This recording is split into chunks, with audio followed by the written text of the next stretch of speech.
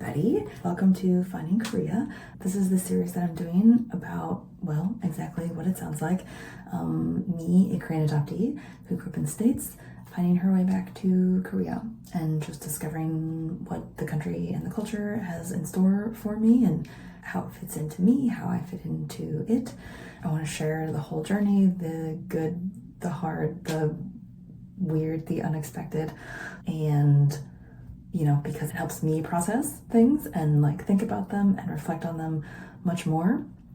It holds me accountable for checking in with myself and everything, but also if anybody else is in the same boat or thinking about it or even just a little bit curious or anything, if this helps somebody feel a little bit less alone or answer any questions or just feel like there's somebody else who's gone through something similar, that would also be amazing. So please share this, pass this along to anybody who you might think would enjoy it or be interested in it or feel like it would be helpful.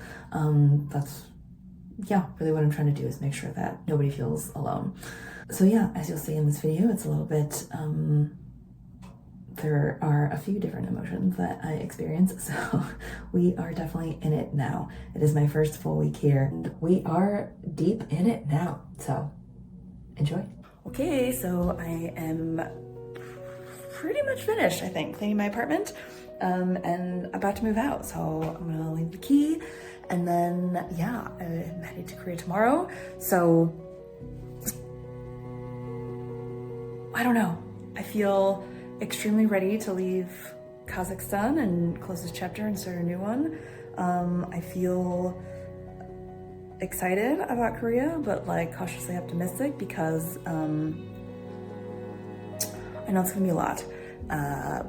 Just moving to a whole new country, a whole new language, a whole new culture, a whole new city, and just like getting to know it and then building a community. And I'm really I really want to be, I'm not using the word try anymore.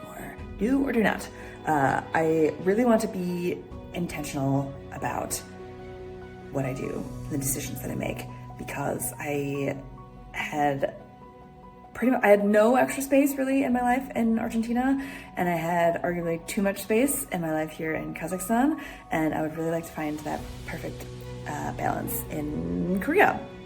So I just want to be intentional, not like super desperate about creating community. That takes time, and I want to do things and try things. I think in the past I've thrown myself into a lot of things. I also really want a distraction from the rest of life right now, but I don't want to just be surrounded by a lot of people and no friends. I want to be much more intentional about people I spend time with, and I still need to work on manifesting my dream apartment there. So lots to do, but this is a very good apartment. It's been very good to me. Here we go. Here goes nothing. All right, I made it to the airport, waiting for my gate. There's no VIP lounges here that I qualify for, which sucks for me. That's okay. So it was a very stress-free move out and trip to the airport and everything, so that is good. But I feel weird. It's always like more anticlimactic than, it like builds up to be, but I feel weird. I thought I was gonna feel more like excitement or relief or happiness, and I feel a bit sad. I feel a bit of like nothing too. I don't feel kind of the like lightness and the glee that I thought I was gonna feel. But I guess that's just like all part of it. Going somewhere else also means leaving somewhere, and while I was really ready to leave, it's still a part of my life, and I don't know, it all kind of feels like a dream. It was, 5 months flew by, and I am just still kind of processing it all, and the reality of like everything that a move means is hitting me a bit. I'm a little nervous, and a little sad, and a little just tired, I guess. So that's how we're doing so far. Alright, just landed. I slept a few hours.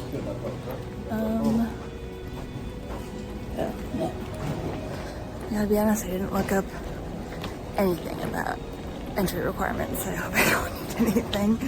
Oh no! I honestly didn't really think about that. Whoops. Alright, this is literally the first time in my life I've used a luggage cart. Let's see if I survive on the train. I don't know how I'm gonna... I mean, I can walk with it by myself, but I don't know how I'm gonna put that... I don't know where that's gonna go on the train, so wish me luck. Everything made it, so that is a good first step. Yeah, let's do this. Alright, I pivoted and took the bus so I didn't have to change, and then I could put my luggage down below for essentially the same price, and it's direct from the airport. I mean, look at how nice these freaking buses are. Yeah! We're doing it. We're doing it! Alright, I just went to go see a bunch of apartments, and I loved one of them. It was like a great place and a perfect location with an amazing price. Yeah, I was like super excited about it. I can literally move in tomorrow if I want. And the landlord won't accept somebody who doesn't speak Korean.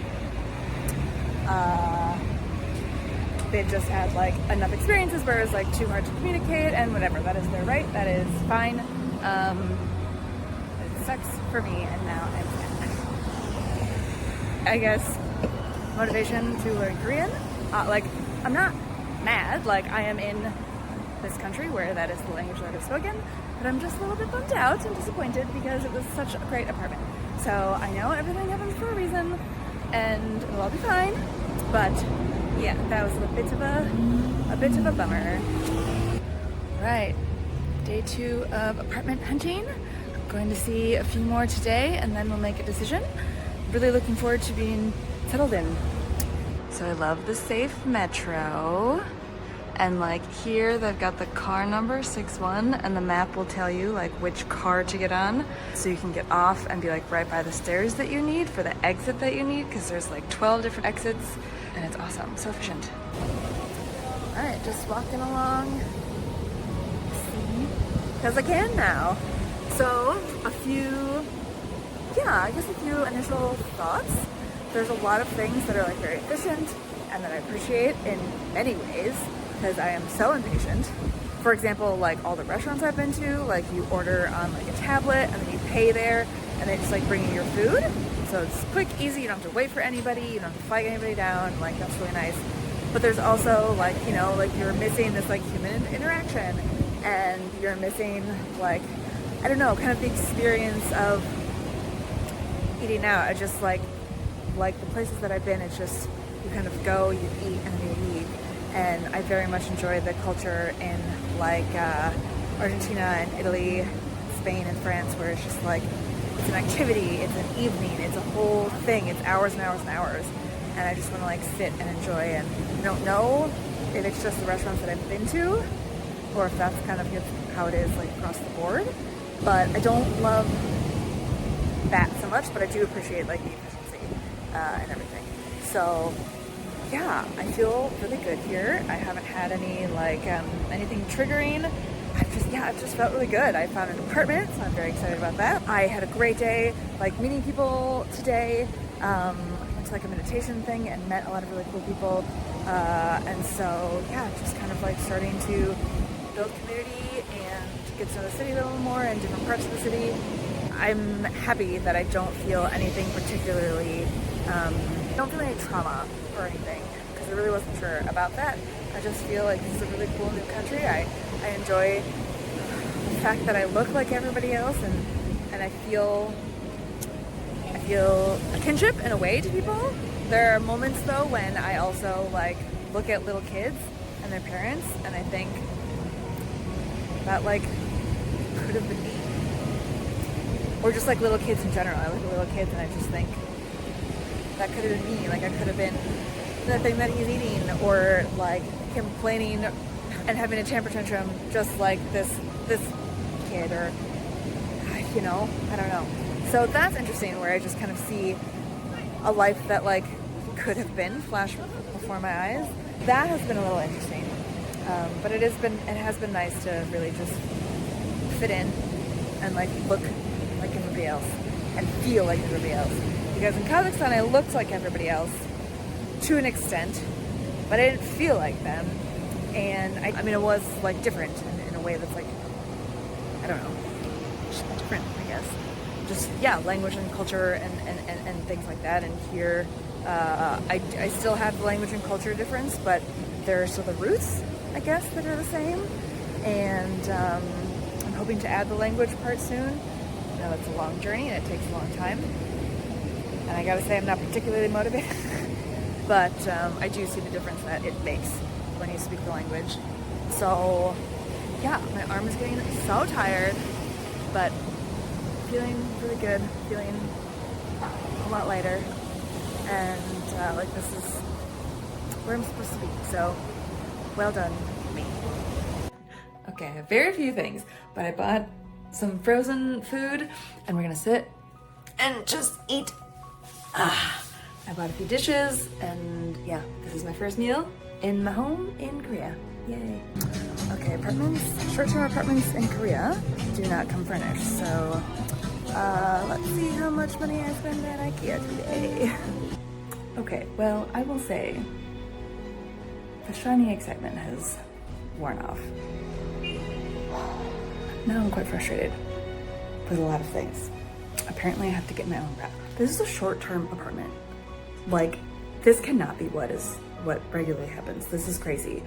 Like, luckily the company that I used to find this apartment helped me set up the appointment, but like the gas person had to come here, and like now I have to pay the gas bill on my own instead of just paying the landlord to pay it all. I just like really don't understand how anything works. There's no Wi-Fi router. I have to get my own fucking Wi-Fi router, which I also think is ridiculous because it's 2026. Like, it doesn't come with that. I'm actually really frustrated, but I mean, maybe that's normal, but that doesn't sound normal. I've lived on 5 continents in so many countries, and I've never had to set up the gas on my own, pay it on my own. I just pay the landlord who pays it. Like, that doesn't make any sense. Doesn't make any sense, and I'm actually really upset. But again, this is not my country. Maybe this is how it works. I've lived, oh my God, I've lived in Thailand and Kazakhstan and Australia and Italy and Argentina and Colombia and Peru, like in apartments, and have never, ever, ever had to deal with this before. And I'm very frustrated. Just not help that I do not speak the language. That is my own fault, and I hope to remedy that quickly, but like, I'm so frustrated. I'm really frustrated. There's also there's no furniture. Like, what am I supposed to do? I'm gonna buy a couch. Jesus Christ. Okay, well, yeah. Okay, well, I've calmed down a little bit. I'm mostly just tired. I'm so tired. I've been in transition mode for over a month now. And I'm just so tired. And today was the first day in Korea that's just been harder, and there's just like, I don't know, other thing. I mean, I guess I'm also tired because I was up until 4 a.m. watching the Argentina soccer game, so that's like probably mostly it, but I'm also just tired of being in transition mode. There's just things that, like, I don't know, the real estate agency told me it's like, that's how it works in Korea, but then like some Koreans are telling me that like that's not true, and like at the time I didn't want to be rude to be like, because like I'm in, you know, your country, so like I'll do things how they work here, but I just don't know. Like, I don't know how to pay that gas bill. I was using Google Translate with the gas guy. There's not even gas in my house, so I don't know what he was there for. It's an electric stovetop. He checked if there's hot water, so that's good. But like, I don't know how to pay any of this. Like, I'll get a bill in the mail, and then what do I do?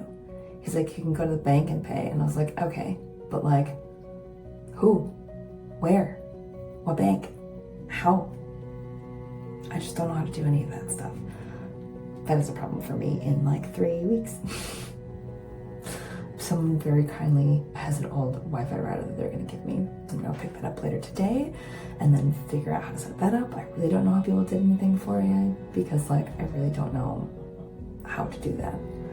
Why would I know how to do that? And then, yeah, whatever. The nice thing about furnishing one's own apartment is one can choose whatever the fuck they want to buy.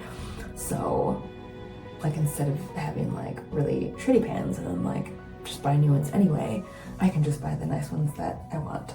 So in a way, that's like a nice thing. And I'm just trying to find the line between living like a frat boy and like also not like buying too much stuff. Because I'm like one person without a dishwasher. So like, do I need more than one spoon? I don't really think that I do, but like that's also crazy and very frat boy. So, yeah, I don't know. It's the joys of moving, the joys of new countries, the joys of transition. So I have a tour at a co-working. I get this co-working space through the hostel that I was at before, but I checked out and I'm obviously in my apartment now, so I'm gonna get one closer to my house. So I have a tour tomorrow. We'll see how that goes. Otherwise, I might just commute back and forth to this one. I quite like it. Still putting feelers out for gyms. Have to find a nice running route, but I did join a run club, and so that was really fun. But that's just once a week, so it's all fine, and I'll be fine. I'm just having a bit of a bad day today, and then just kind of getting used to getting back to work again, which is a very good thing. But yeah, just like working at night. So I also won't even be in my apartment very often because I will be at the co-working space at night and hopefully at the gym during the day.